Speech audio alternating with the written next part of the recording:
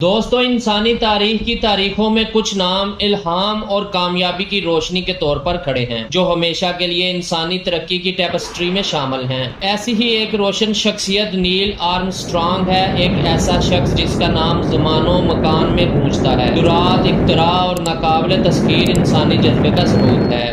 5 اگست 1930 کو اوہایو کے پرسکون قصبے واپاکونیٹا میں پیدا ہونے والے نیل آرمسٹرانگ کی تقدیر آسمان کے داغوں سے بنی ہوئی تھی۔ اس کے والدین اسٹیفن کوئننگ آرمسٹرانگ اور وائیولا لوئس اینجل ایک نوجوان لڑکے کی پرورش کریں گے جو آسمانوں کو چھونے آئے گا اور زمین پر انمٹ نشان چھوڑے گا۔ چھوٹی عمر سے ہی آرمسٹرانگ کا پرواز کے ساتھ دلچسپی واضح تھی۔ برہمانڈ تک اس کا سفر 1949 سے 1952 تک بحریہ کے ہوا باز کے طور پر شروع ہوا، ایک ایسا دور جو ہنگامہ خیز کوریائی جنگ سے جڑا ہوا تھا۔ یہ ابتدائی سال اس کی روح کے لیے ایک مسلی کی مان تھے جس نے نظم و ضبط اور استقامت کا احساس پیدا کیا جو آنے والی مشکل آزمائشوں میں اس کی اچھی طرح خدمت کرے گا۔ جیسے ہی وہ آسمانوں پر چڑھ رہا تھا، آرمسٹرانگ نے پرڈیو یونیورسٹی میں تعلیمی فضیلت حاصل کی۔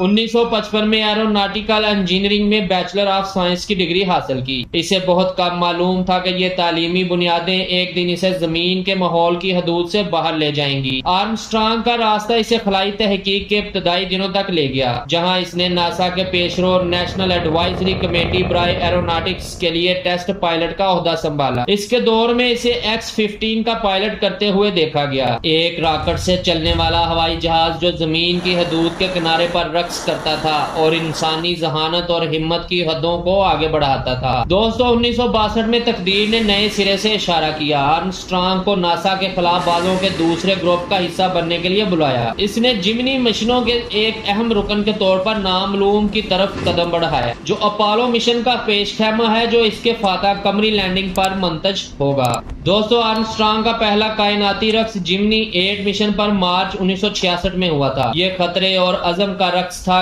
کیونکہ ایک خرابی کا شکار تھرسٹر نے اسے کھائی میں ڈبونے کی دھمکی دی تھی۔ مشکلات کا سامنا کرتے ہوئے اس نے مہارت سے دوبارہ کنٹرول حاصل کر لیا اور اپنے ہنر کو حفاظت کی طرف لے گیا۔ یہ ان طوفانوں کی پیشن گوئی تھی جو وہ خلا کے وسیع نامعلوم سمندروں میں تشریف لے جائیں گے۔ آرمسٹرانگ کے سفر کا ایک اہم لمحہ جس نے ان کے نام کو ابدیت میں لے لیا 20 جولائی 1969 کو آیا۔ اپولو 11 مشن کے کمانڈر کے طور پر اس نے چاند کی سطح پر اترنے کی جرات مندانہ کوشش کی۔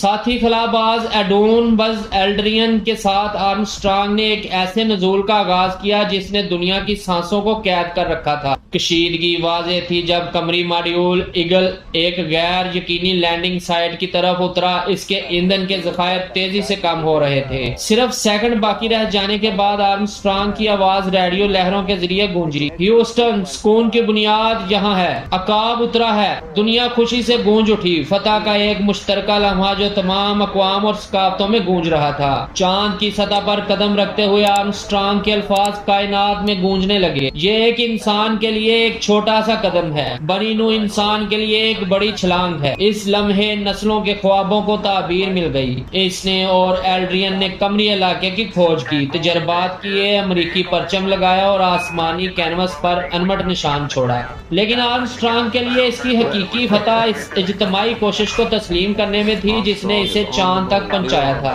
اس نے اسپاٹ لائٹ کو چھوڑ دیا، اس ٹیم پر زور دینے کو ترجیح دی جس نے پردے کے پیچھے انتھک محنت کی۔ اپنی شائستگی میں اس نے انسانی کوشش کے جوہر کو اپنی گرفت میں لیا اور ہمیں یاد دلایا کہ اتنی بڑی کامیابیاں بے شمار ہاتھوں کے داغوں سے بنی ہیں۔ قمری سفر کے بعد آرمسٹرانگ نے معلم اور وکیل کا لبادہ اوڑھ کر ایرو اسپیس کی جدت طرازی میں اپنا حصہ ڈالنا جاری رکھا۔ اس کی زندگی اکادمی اور صنعت کے ذریعے بنی، جبکہ اس کا خاموش اثر خلائی تحقیق کی تاریخ کے اہم لمحات میں گونجتا رہا۔ 25 اگست 2012 کو نیل آرمسٹرانگ کا زمینی سفر اپنے عروج پر پہنچ گیا۔ اس کے انتقال سے ایک باب کا خاتمہ ہو گیا، لیکن اس کی میراث ثابت قدم رہی جو مستقبل کے متلاشیوں اور خواب دیکھنے والوں کے لیے رہنمائی کی روشنی ہے۔ دنیا کے کونے کونے سے خراج تحسین پیش کیا گیا ہر ایک ایسے شخص کے اثرات کا ثبوت ہے جو چاند پر چل پڑا تھا اور پھر بھی اس نے زمینی انسانیت سے کبھی رابطہ نہیں کھویا۔ دوستو، نیل آرمسٹرانگ کی کہانی محض خلائی سفر کی نہیں ہے، بلکہ ایک ایسی داستان ہے جو انسانی خواہشات کے تانے بانے میں ہمت، عزم اور عاجزی کے داغوں کو باندھتی ہے۔ چاند پر اس کے قدموں کے نشان اس بات کی علامت کے طور پر برقرار ہیں کہ جب انسان ستاروں تک پہنچتا ہے،